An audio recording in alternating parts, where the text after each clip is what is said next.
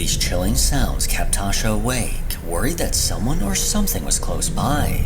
When morning would roll around, Tasha would make her way to the kitchen, only to find this. Okay, every single morning, these are on the floor. Every single morning.